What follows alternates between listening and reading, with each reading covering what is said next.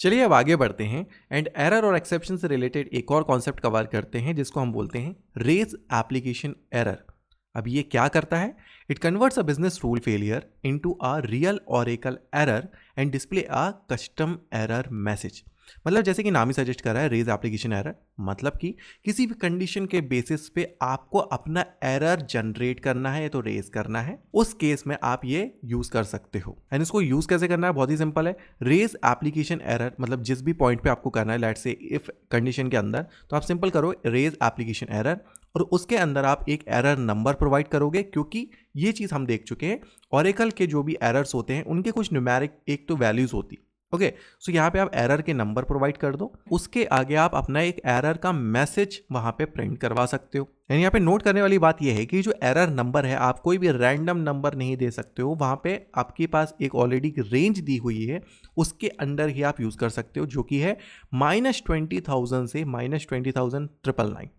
Okay, सो ये number में से आप एक नंबर यूज करो और एक अपना कस्टम मैसेज लिख दो। चलिए आप बात करते हैं यूटिलाइजेशन के बारे में, क्योंकि भाई कॉन्सेप्ट तो आप भी समझ सकते हो, कहीं भी देख सकते हो गूगल पे, बट समझने की बात यह है कि भाई इसको कहाँ यूज करते हैं, या तो हमारे जो एग्जिस्टिंग कॉन्सेप्ट है उससे इसमें क्या डिफरेंस है। अभी तक हम लोग क्या कर रहे थे भाई, एक्सेप्शंस को हैंडल कर रहे थे। क्या हमेशा एक्सेप्शन हैंडल करना और उसको छुपा देना, मतलब सिंपल हम लोग यही कर रहे हैं ना कि एक एरर आ रहा है, एक्सेप्शन आ रहा है, उसको हम लोग ग्रेसफुली हैंडल करके छुपा दे रहे हैं और नेक्स्ट स्टेप को हम लोग रन करवा दे रहे हैं। क्या ये प्रोसेस हमेशा सही है? एक्चुअली नहीं। दूसरी बात ये है कि देखो अभी हम लोग यहाँ पे डेटाबेस के साथ काम कर रहे हैं। रियल लाइफ में डेटाबेस अलोन काम नहीं करेगा, ये किसी प्रोग्रामिंग लैंग्वेजेस के साथ इंटीग्रेट करेगा। जैसे कि मान लीजिए जावा के साथ काम कर रहा है, ठीक है, जावा पे एप्लीकेशन बना है। अब जावा में कोई एक डिसीजन मेकिंग करना है, उसके लिए आपको एक प्रॉपर एरर जनरेट करना पड़ेगा। On that basis of that only Java में आप डिसीजन मेकिंग कर पाओगे। इन केसेस के लिए भाई आपके पास एक प्रॉपर एरर होना चाहिए, ठीक है। तो कुछ ये इस टाइप के यूज केसेस है, वहां पे एरर आपको जरूरी है। तो ये तो हो गई हमारी यूटिलाइजेशन या तो यूज केस की बात। अब इसका एक एग्जांपल देख लेते हैं, बहुत सिंपल है। जैसे कि देखो आपके ब्लॉक में है if v age less than 18। अब 18 से एज कम है, क्या ये ओरेकल के लिए कोई एरर है? नहीं है। लेकिन अगर आपको भाई इसके बेसिस पे एक एरर जनरेट करना, सिंपली करो रेज एप्लीकेशन एरर, एक नंबर दे दो। तो इसने सबसे पहला नंबर ले लिया 20,001 और यहाँ पे दे दिया एज वैलिडेशन फेल्ड। चलिए इसको करके देखते हैं। सो ये आ गया एसक्यूएल डेवलपर पे। सिंपली एक पहले तो ब्लॉक बना लेते हैं, डिक्लेयर बिगिन एंड, एक वेरिएबल बना लेते हैं, let's say v age number colon equal to let's say अभी 18 कर देते हैं। अब बिगिन और एंड के अंदर लेट्स से हमें एक कंडीशन देनी है कि भैया if v underscore age less than 18 हुआ, देन क्या करना है? पहले तो एंड इफ कर लेते हैं एंड इसकी कंडीशन के अंदर हम लोग को देना है रेज। सो ये हो गया रेज एप्लीकेशन एरर एंड इसके अंदर पहले तो नंबर देंगे हम लोग, तो वो माइनस में होगा -20,001 और यहाँ पे आप एक एरर मैसेज दे सकते हो, एज वैलिडेशन एरर। इस टाइप से आप एरर का नाम भी दे सकते हो, ठीक है।